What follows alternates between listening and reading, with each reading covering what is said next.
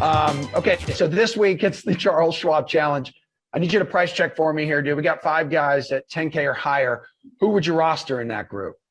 Yeah, so I like taking Justin Thomas here. I mean, whenever you can get Justin Thomas in a like a non-major event when he's not the most expensive player on DraftKings, you're getting a good deal, and B, you're getting exposure to a guy who, quite frankly, can just blow the doors off a course like Colonial. We've seen him do it at a course, at the Sony Open in the past where he shot 59, won by like multiple strokes. He can do that here. That's just what Justin Thomas has in his ability. And I like Colin Morikawa a lot. I think a lot of people are going to flock to him here, and I think you're going to get like half the ownership on Justin Thomas. Certainly, it looks early in the week like projecting, we could see that type of disparity in the ownership. So I like grabbing Justin Thomas here. Ultimately, like these guys over 10K are very, very close this week, but I think JT at 11K is a really good deal.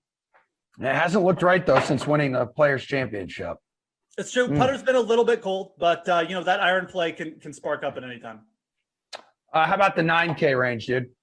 Yeah, 9K range is insanely close this week as well. We've got a ton of good young ball strikers. Again, Corey Connors, Scheffler's in there. Obviously, Joaquin Niemann. These are all players people are going to like. I like just going with Ancer. All these guys are going to be popular, but Abraham Ancer at 9,700 is the guy who's just been there all the time. And I think Ancer sets up so perfectly for this course. He's firing with his irons. He's gained strokes in like 7 straight events. He was absolutely on fire with those clubs at the Wells Fargo. You saw him close with a 65 at the PGA Championship last week. It's a little bit of fear, maybe a fatigue from that, but I mean, all these guys played last week, and you just look at what he's done with the putter as well recently. Really heated up with that club. Colonial as a course, it's iron play and it's getting hot on the greens. That's exactly what Abraham Ancer is doing every week right now. And as not a big hitter, I think that this course gives him a much better chance to succeed. I could definitely see him pulling out his first win here. So I'm going to say Ancer at 9,700. Yeah, I like that pick. T8, that was his third straight top 10 at the, this past weekend. Made it third 3 straight top 10. 9th straight finish of T26 or better, dude. Take me to the 8K department, please. Yeah, this is like the exact opposite of the 9K range, because while there's about 5 players I feel like you could target in the 9K range, I don't even really feel like there's anyone that you absolutely need to play here.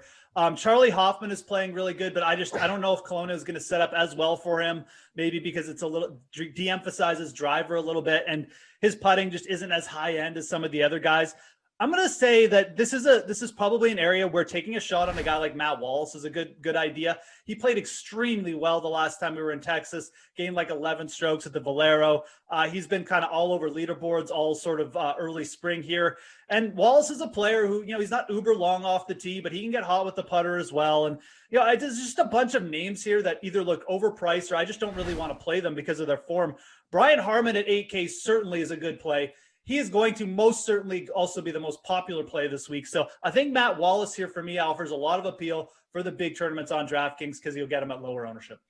Yeah, and I don't think, and we talked about this in everyone's favorite edition of Get the Green each week, Monday edition, when it's Reed and I, not you and Reed. We talked about it yesterday with this course as well. You don't necessarily have to be a bomber because there are so many like dog legs and like just tree-lined fairways on this course. It's true. And as the 3rd best golf analyst on DraftKings, I concur with that statement. Yep. Power off the tee is just de-emphasized here. Like guys typically average 5 to 10 yards less in their driving distance just because of the setup of the course. You can't just rip driver because the trees overhang everywhere. You get yourself out of position. You've got to have a line into the green. So accuracy off the tee, definitely a bigger deal. It would not be a strength of Samir's behind the scenes here. 7K, the $7,000 department. I mean, we're going low here. Who stands out to you?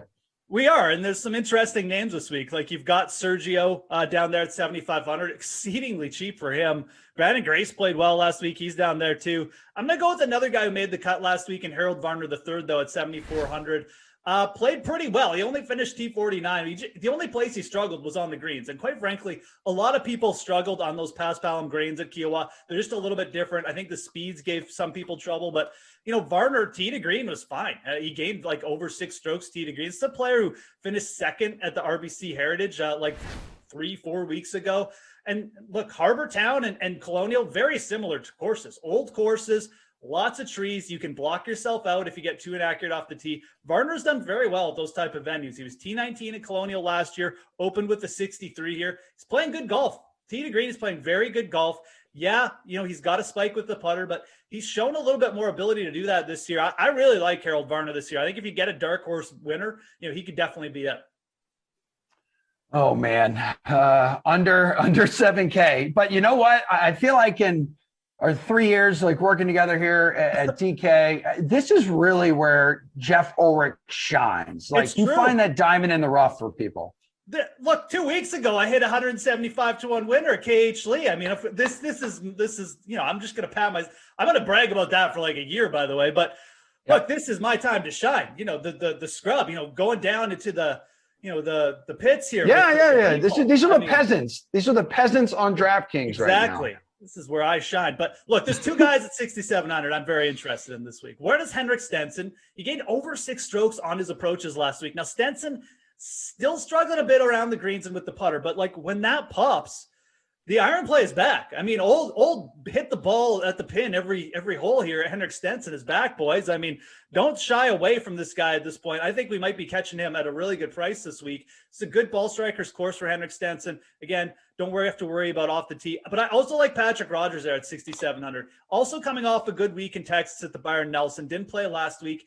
Really picked it up with his irons there, though. And this guy's an elite putter. Like Patrick Rogers, like Harold Varner, if you see a guy, maybe pop up in the leaderboard, I could see Rogers being it. Coming off his best ball striking week of the year, he can go nuts with that putter. And he played well here last year, too. He's T14.